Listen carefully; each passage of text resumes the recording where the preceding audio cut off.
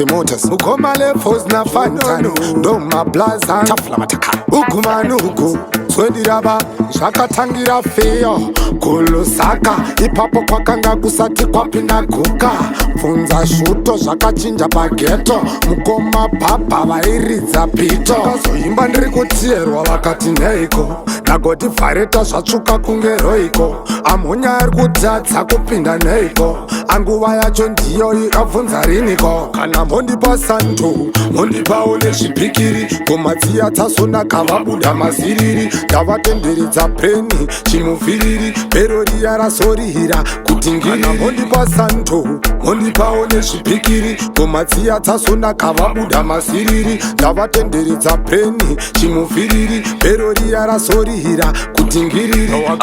apa ndabata taxi rega tikatakula zvekusiya mabhebhi ese achijagula mafiya recherima rakazvihambula inonzi hukumanuku gara waigugula ngoma movasimbisa vamuzere ngoma vaitenderedza ungejenjere enke imota zivati hatingaganzirwe ngoitoto vapindira saka tingafenurwe apa ndabata bokla nabosi rabwa matsaga akita saka zvafa JD najati ndobiga punani kana mondipa santu mondipawo nezvibhikiri gomadziya dzasonaka vabuda maziriri ndavatenderedza peni chimuvhiriri bhero riya rasorihira kuti ngiri mondipa santu mondipawo nezvibhikiri gomadziya dzasonaka vabuda maziriri ndavatenderedza peni chimuvhiriri bhero riya rasorihira kuti ngiri zvakatangira feyo kulusaka ipapo kwakanga kusati kwapinda guka pfunza shuto zvakachinja pageto mukoma bhabha vairidza pito kazoimba ndiri kutierwa vakati neiko nagoti vhareta zvatsvuka kunge roiko amhonya ari kutadza kupinda neiko anguva yacho ndiyo ikabvunza riniko kana mondipa santu mondipawo nezvibhikiri gomadziya dzasonaka vabuda maziriri ndavatenderedza peni chimuvhiriri bhero riya rasorihira kuti ngiri mondipa santu mondipawo nezvibhikiri gomadziya dzasonaka vabuda maziriri ndavatenderedza peni chimuvhiriri bhero riya rasorihira kuti ngiri